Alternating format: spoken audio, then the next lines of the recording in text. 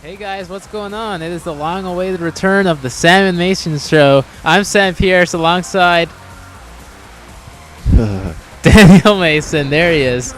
And this week on our return to YouTube, we're going to be talking about our tables, ladders, and chairs predictions. I'm so excited. I'm stuttering. I haven't been able to speak, especially since that awesome ending to Raw, where we saw a crazy flurry of action between all these high quality superstars, and unfortunately Stephanie got knocked down. I felt very bad for her. Yeah, but nonetheless, TLC is this Sunday, and the main event is what's being called the biggest match of all time in wrestling. It's John Cena, it's Randy Orton, it's a TLC match to unify the WWE and World Heavyweight titles. The biggest match in history, but not really. But, gonna be a good match. I think it's a big match of this generation. Absolutely. No question. I think this pay-per-view is going to get a lot of buys. Nonetheless, though, it's a very busy time for us. You know, you haven't been in the wrestling. Yeah, I've been very busy with school and whatnot. I got a lot of exams finished today, so that's why we're recording this video. But get me and fans up to speed. That's what's been happening, because honestly, I've been way behind and I really don't know. Well, the last pay-per-view Survivor Series was not that good. It was okay. It was nothing special. It's definitely not a Big Four anymore, though, no question. The main event was Randy Orton versus Big Show in a very bad match, and the fans were chanting boring because Big Show sucks. We all know Big Show sucks. He's an awful performer. Hey, Big Show, if you're listening, you suck. So. No, I don't. Nothing personal. I just don't think he's a very good wrestler, and he's even worse now than he was before. And he just doesn't have good chemistry with Randy Orton. The two didn't really work well together. He's just not all that exciting. Anyway, Randy Orton ended up retaining the WWE title in that match, and then after the bout, out comes John Cena and is holding up the world title, and they kind of have a stare down to end the pay-per-view, teasing that there might be a unification match sometime down the road. That unification match is going to happen this Sunday, brother. It's happening at tables, ladders, and chairs. Wow. Well, thank you, I guess. That's like your summary of things. Yeah, so let's as we watch this match that we played, which is what's to come at the pay-per-view this Sunday, let's I guess go through the other matches, what's going to happen, because I don't really know that either. I don't even know. I shouldn't even be in this video. No, you are a very crucial part to the Sam and Mason Show, because without you, it'd just be the Sam Show. And that no one wants to listen to that shit. Most people probably do. No, it's like the Sam Show every day when I'm just talking to people about wrestling, and they have no idea what I'm talking about, Nonetheless, we did Cena versus Randy Orton here, kind of mocking what's going to happen this Sunday, and we pretty much, you can probably bet 99% that this is exactly how the matchup is going to go. We actually read the script, and this is all the exact moves scripted. We got a copy of the script.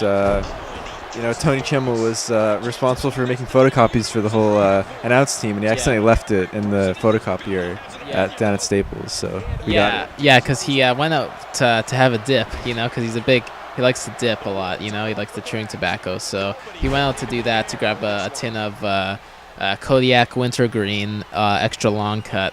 And he forgot them in the photocopy because he just needed that kick of nicotine, But hey, I don't blame him.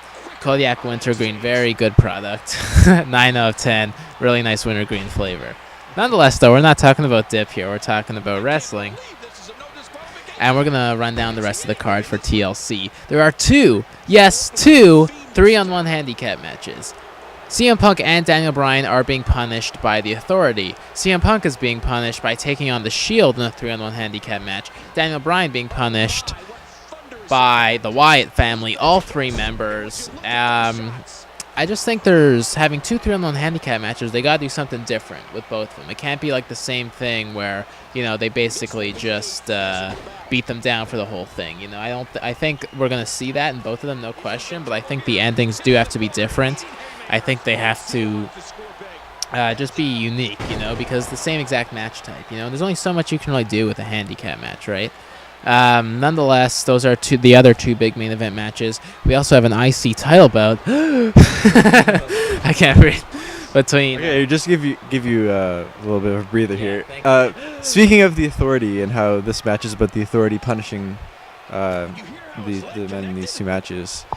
I feel like already, I don't know, maybe it's going to lead to something, but I feel like already the Authority's gotten like weak, and like coming off the finish to Raw, it just seemed like they turned on Orton. I mean, maybe that's to set up something for pay-per-view. Yeah. We don't really know that yet, but I don't know. I just feel like they haven't really done a lot, and I was expecting so much more from them. It's definitely more of a subtle heel faction.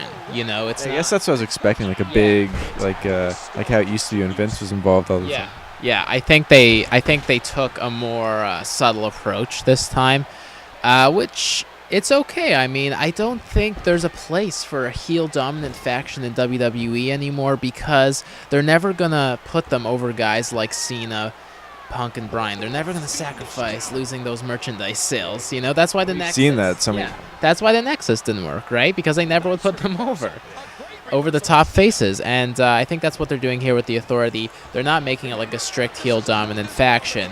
Even Orton, like he's not invincible. The Authority isn't making him invincible.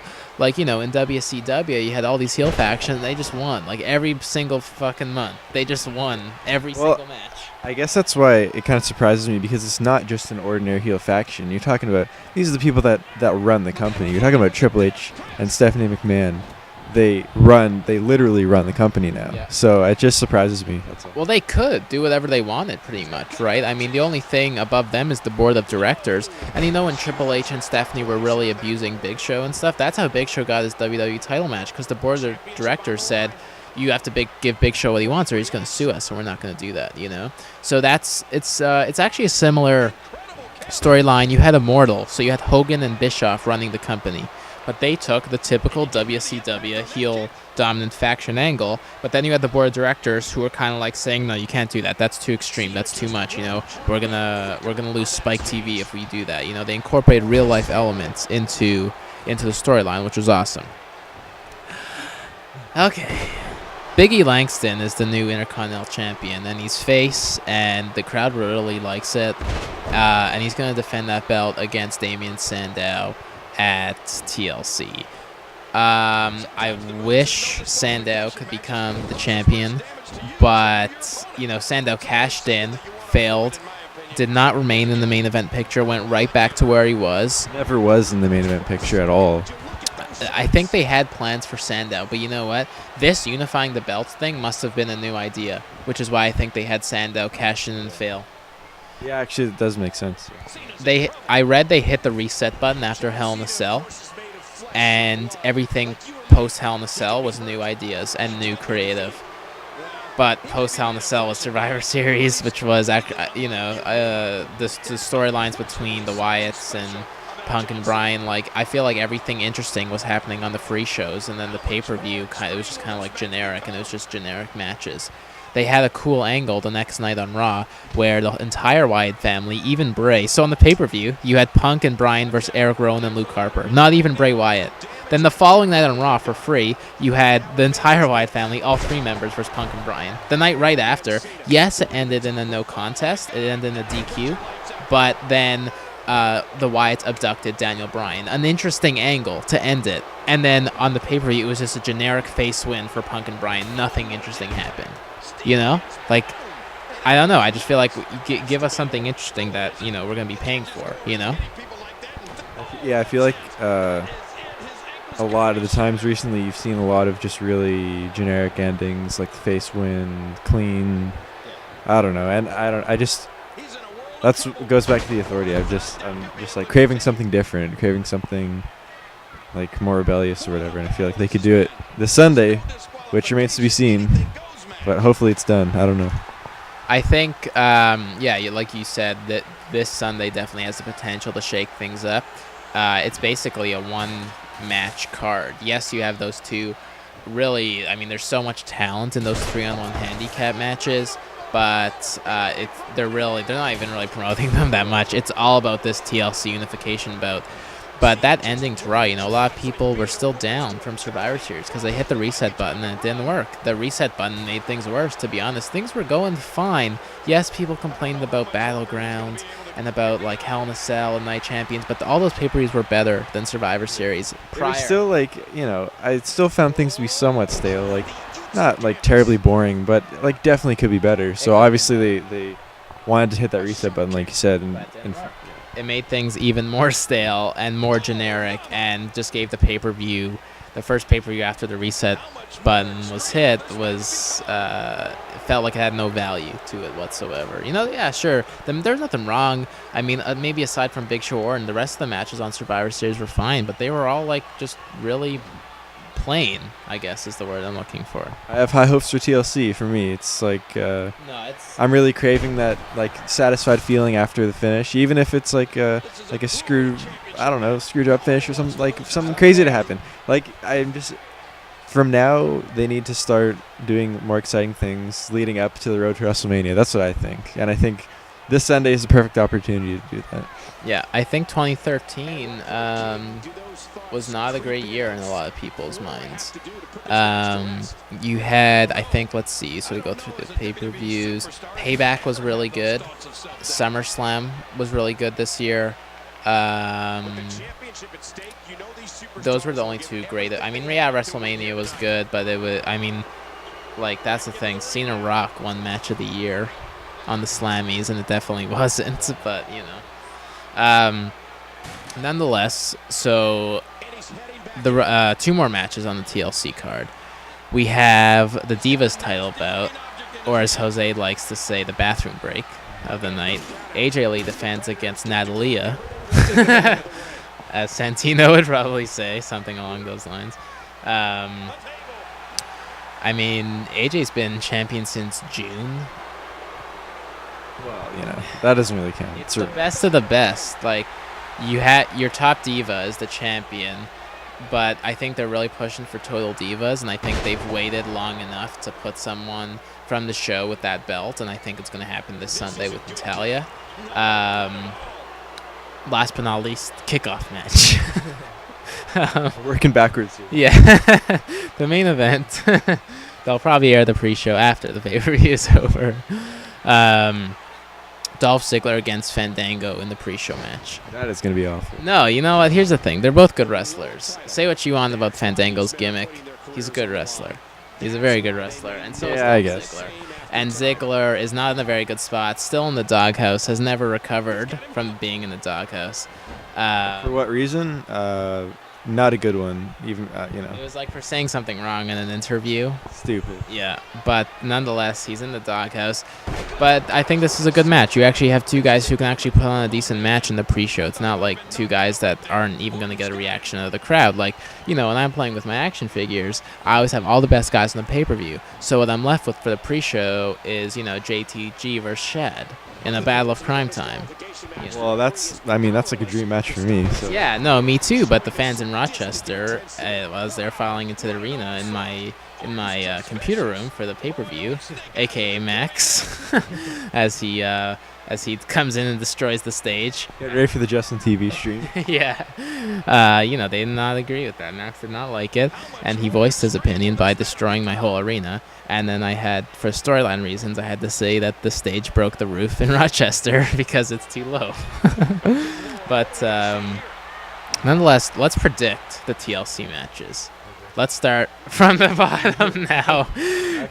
Actually, the right order this time. Oh wow! I'm watching this match in the background, and there's been some crazy bumps here. This is what's going to happen. We basically don't have to order the pay-per-view anymore. Oh, yeah, like if you want to know the results of the pay-per-view, you just have to watch what we did here. It's literally like move for move. We already said we got the script. We're not kidding. No, we're not joking. We'll send you a picture over AOL Messenger. Well, be sure to upload it to PW Insider because they always have very valid sources. Yes. Yeah, he said like the world's greatest tag team was returning in the Royal Rumble. Yeah, like Carlito and Shelton Benjamin or something. Yeah, all those, and they never came back. They were just there. They were just there in the back. Oh, they actually were there? I think they were there, but whatever. Yeah, so kickoff match. there's no real story behind it, but I think it's the two right guys to actually have a decent, entertaining kickoff match. If it's a kickoff, they want to get the crowd excited. They want to get them hot for the start of the show. I predict Ziggler for a clean face win. Yeah, definitely a clean win either way. Probably Ziggler. I don't know. I feel like they've just been sort of, what's the right word? Like not really pushing Fandango, I guess. He's just been losing a lot lately. Mean. He's been mean to Fandango, and he's gonna lose. Okay, so Ziggler wins. Yeah, that's what I say too. Fandango's push is over. He'll be in the mid card forever, but an entertaining mid carder nonetheless. Did you realize that the tables in the TLC stage are like plastic fold-out tables? Or not? Oh yeah. They're not actually like wooden tables like they use in the match. Well, is that just in the game, or is that in real life too? In RL, they used like plastic fold-out ones, like from catering. Yeah. That's stupid. Yeah, Zack Ryder had to help set them up because he's always in catering. Yeah. Zack Ryder versus catering at WrestleMania. Look out for that. Yeah, that's gonna be a good one. All right, next match. We have the Divas title, AJ, Natalia. I say it's time for as much as I hate it, it's time for a Total Diva to win the belt. And I predict Natalia via sharpshooter becomes the new Divas champ over AJ. I say surprise interference by Santina, and Santina wins the belt. I forgot about Santina. Very pretty woman. Up there with Vicky. Oh, yeah. No, but seriously, yeah, I'd agree. Natalia. Yeah. Natalia. Thank you. Big E versus is the new wrestler. Versus Big E and Big Is. He's gonna take on Damien Sandow. You're welcome. Silence for the IC belt. Me first? Yeah. Okay. Based on my expert opinion, because I've been following so closely, I would say Big E retains, because I mean they clearly don't really care about Sandow. Yeah, as much as I want Sandow to become the new champion, I think it's gonna be a good match because they actually promoted an IC title feud for the first time in a long time. You know, they actually have a feud going on, which is great. I predict Big E Langston retains cleanly, unfortunately, just because his face turn has been very successful. The first of 2 3-on-1 handicap matches. CM Punk takes on The Shield. Okay, either goes two ways. If the Authority is set to like dominate and take over, Shield wins. If not, Punk wins. And it's Jesus, I don't know. Would it be a clean win? I don't know. I can't say. Here's the thing. Shield showed signs of breaking up. Dean Ambrose has been saying he's like the best member of the Shield, and the others are like, "Whoa, slow down there, brother!" Like I saw that, here, you know. So I think maybe that could happen again, and that could maybe allow Punk to gain some momentum and perhaps turn things around. Because it's not elimination style. He doesn't have to beat all three, you know. He just has to pin one. I think that can definitely happen for Punk at Tables, Ladders, and Chairs. My prediction is Punk wins via Shield, some sort of altercation. Sounds great. Okay.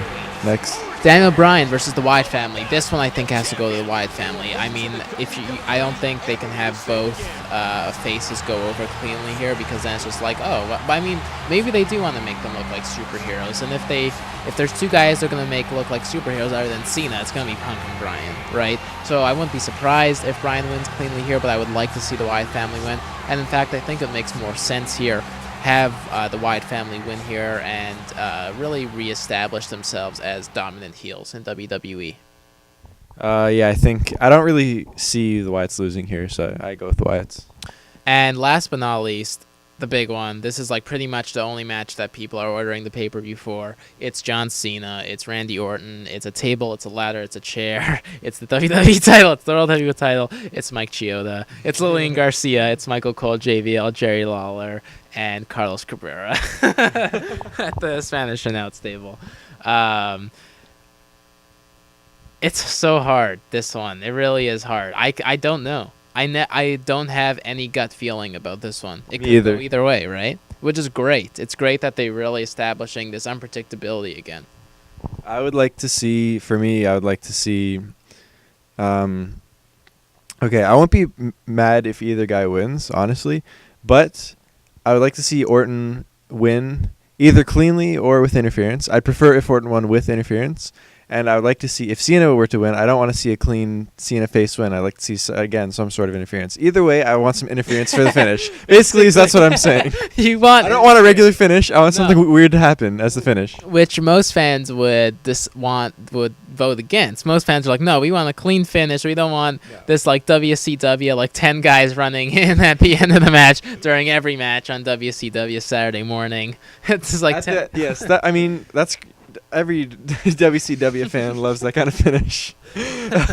Basically, what I want out of the end of this match is after the pay-per-view, I'm scratching my head. I'm like, wow, I'm watching Raw tomorrow because I want to find out what the hell is going on. Yeah, you want to be like, what the fuck just happened? Exactly. I do not know what I just watched. Exactly. You basically want to be so confused that you have to tune into Raw so that they can explain it to you. Yes, exactly. Step by step.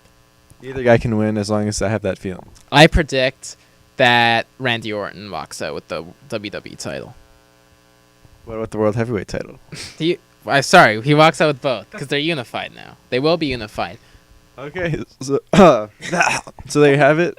Those are our predictions. Final prediction, really quick, even though we've gone way over time, is will the Spanish announce table be broken? Yes or no? And the answer is absolutely yes. Yes. Thank you for watching. Yes. We will see you next time. We'll see you from Houston at TLC.